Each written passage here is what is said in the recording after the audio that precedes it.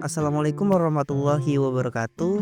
Halo semuanya, saya Febrian Asasa Putra dengan nomor induk mahasiswa 111222073 dari program studi manajemen dari Universitas Nia Nusantara.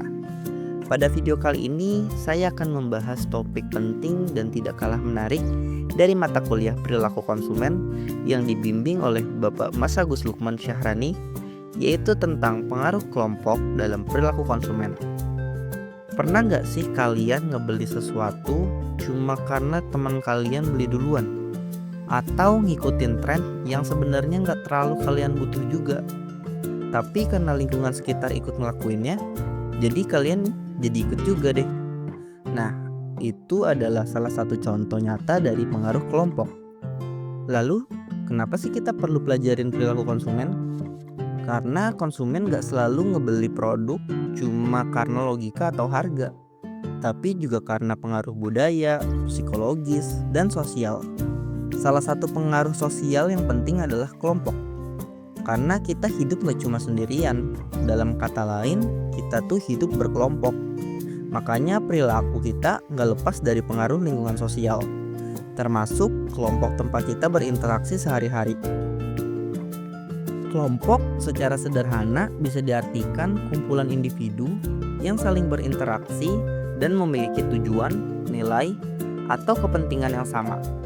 Menurut Smith, kelompok itu satuan sosial yang terdiri dari beberapa individu dengan kesatuan cara berpikir atau bertindak. Dari kelompok inilah kita belajar nilai-nilai, norma sosial, bahkan perilaku konsumsi yang membentuk kebiasaan kita sehari-hari. Ada beberapa klasifikasi kelompok yang perlu kita pahami dalam perilaku konsumen. Di antaranya, pertama, kelompok premier dan kelompok sekunder. Nah, apa nih kelompok premier? Kelompok premier itu kelompok yang memiliki hubungan erat dan intens, seperti keluarga atau sahabat. Sedangkan kelompok sekunder itu sedikit lebih formal dan lebih luas. Contohnya organisasi kampus atau komunitas belajar. Yang kedua, kelompok formal dan informal.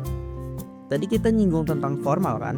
Nah, kalau di deskripsi formal, itu kelompok yang memiliki struktur dan peran, seperti perusahaan atau organisasi resmi. Sedangkan informal adalah kebalikannya, lebih fleksibel dan gak kaku. Contohnya tuh kayak temen nongkrong atau circle sosial. Lalu yang ketiga ada kelompok acuan. Kelompok acuan itu dibagi menjadi 4. Yang pertama ada contractual group, yaitu kelompok tempat kita sudah menjadi anggota. Lalu yang kedua adalah appreciational group, di mana kita ingin menjadi bagian dari kelompok itu. Yang ketiga adalah disclaimant group, kelompok yang dulu kita suka tapi sekarang justru kita hindari. Yang keempat adalah avoidance group, kelompok yang memang dari awal kita sudah jauhi. Kelompok dapat berpengaruh pada perilaku konsumsi seseorang dengan berbagai cara, seperti dari informasi dan pengalaman. Ya, kita bakal percaya rekomendasi kalau dari orang terdekat kita, atau dari kredibilitas kelompok. Semakin dipercaya, semakin berpengaruh. Atau juga dari tekanan sosial. Rasa ingin diterima membuat kita bagian itu jadi sangat berpengaruh. Kayak contoh orang-orang yang pengen jadi skena. Ya, mau gak mau stylenya juga harus dirubah. Lalu, dari identitas sosial, konsumsi untuk menunjukkan bahwa kita bagian dari suatu kelompok. Ini hampir sama dengan tekanan sosial, cuma bedanya identitas ini sudah dalam kelompok tersebut. Lalu yang terakhir adalah resiko persepsi.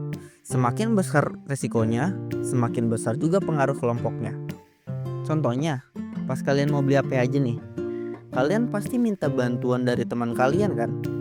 Bro, rekomendasi HP yang bagus dong. Atau setidaknya kalian ngeliat dulu deh tuh di Instagram, TikTok, atau YouTube. Contohnya sih banyak ya. Selain dari sebelumnya yang udah dijelasin, ada contoh nyatanya kayak sandal atau tas Eiger yang udah identik sama komunitas pencinta alam. Buat orang-orang yang pada naik gunung nih pada sukanya kan pakai Eiger tuh. Terus kayak sneaker Andy yang populer dari kalangan fashion, atau kopi-kopi shop kekinian buat nongkrongnya mahasiswa, atau Ortusek buat yang suka futsalan. Dan masih banyak lagi. Kalian bisa tulis di komentar buat nambahin. Nah, fenomena ini nunjukin betapa kuatnya pengaruh kelompok dalam membentuk pola konsumsi masyarakat. Lalu, gimana pemasar bisa manfaatin semua itu?